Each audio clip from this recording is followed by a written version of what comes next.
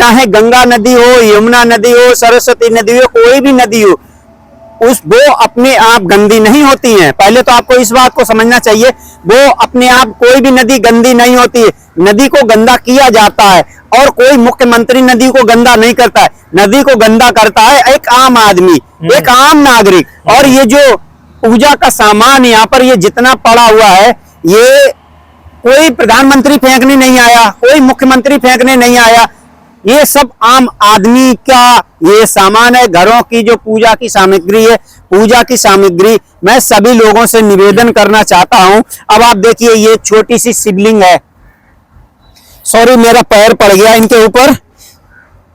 ये छोटी सी शिवलिंग है, ये कोई आम ही व्यक्ति लेकर के आया होगा और उसने आकर के यहाँ पे छोड़ दी।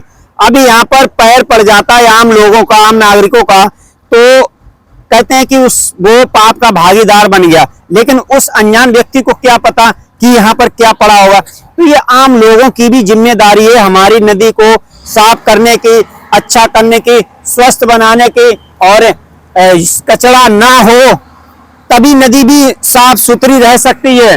और आम नागरिकों को अपनी जिम्मेदारी उठानी चाहिए, ताकि यहाँ पर जो ऐसे आप कचरा फेंक देते हो, चाहे वो गंगा नदी हो, चाहे यमुना नदी हो, ये कोई भी नदी हो, पूजा की सामग्री को आप इस तरह से उसको उचित व्यवस्था में रखिए, जिससे कि कोई भी नदी गंदी ना हो। हालांकि पूजा का सामान जो नदियों में प्रवाहित करने वाला होता है वो हवन की अग्यारी होती है। लेकिन आम नागरिक क्या करता है, आम नागरिक माला होगी वो फेंकेगी, हवन की सामग्री होगी वो नदी में फेंकेगी, चूड़ी कंगन पूजा में जितनी भी सामग्री यूज होती है वो सबको वो नदी में ही प्रवाहित कर देते। भाई आम लोगों को भी ये सोचना चाहिए, हमें स्वच्छता बनाए रखना है, हमें तो नदी को साफ करना है। हो सकती है ना कि मंदिरों में ही जो स्थानीय मंदिर होते हैं वहीं पर कोई पुजारी जी के माध्यम से ऐसी व्यवस्था हो कि वहीं पर चढ़ाया जाए। क्योंकि आपने देखा होगा कई बार ये भी होता है कि जो मूर्तियां होती हैं घर से निकलती हैं पूजा पाठ के उपरांत, उन्हें भी आसपास पेड़ों के आसपास फेंक दिया जाता है ऐसे ही, जबकि उनके लिए विसर्जित स्पेशल उनके लिए कुछ ऐसी व्यवस्था की जाए कि वो एक जगह स्थान पर रखी जाएं और सरकार द्वारा उनका कुछ प्रयोग में लाई जाए। भाई साहब, हर वर्ष में एक वर्ष में जाने कितनी तो पूजाएं हमारे सनातन धर्म में होती हैं। अब एक मंदिर में आप कितना सामान इकट्ठा कर लोगे, पहले तो आप हमें ये बताइए। तो इसमें ये हो सकता है ना, फिर वो जो मूर्ति है वो फिर कांसे वाली मूर्ति आप घरों में रखो। नहीं, मूर्ति का सिस्टम अलग है, मूर्ति की बात नहीं कर रहा हूँ, मैं बात कर रहा हूँ पूजा सामग्री। तो उसकी मूर्ति बनाई जा सकती है। नहीं, मूर्ति आप कांसे की बनवा लीजिए, स्टील के बनवा लीजिए, पीतल की बनवा लीजिए, जिनके पास पैसा है वो चांदी की बनवा ले, सोने की बनवा ले।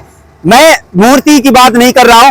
आम नागरिक जो पूजा का सामान वेस्ट करता है आकर के, वो मंदिर में कैसे आप जमा कर लोगे और कितना जमा कर लोगे? तो उसके लिए कुछ नगर निगम से ऐसी व्यवस्था होनी चाहिए ना कि वो एक स्पेशल जगह रखी जाए, उसको रखा जाए स्पेशल। अरे भाई, वहां जाने के बावजूद भी वो इस पूजा का सामान जो है वो कहीं और लेकर खाद वगैरह में स्टोरेज हो जाएगा, फिर उसका क्या करोगे आप? खाद वगैरह में प्रयोग किया जाए ना, जिससे प्रकृति से सामंजस्य बिठा सके। अरे तो खाद का प्रयोग हम राख से कर लेंगे, फूल बन जाएगी, कपड़ा खाद नहीं बन जाएगा मेरे भाई साहब। हाँ। लोगों को ये सोचना चाहिए, आप पूजा करते हो तो पूजा में वही चीज इस्तेमाल करें जो प्रकृति को शुद्ध कर सके।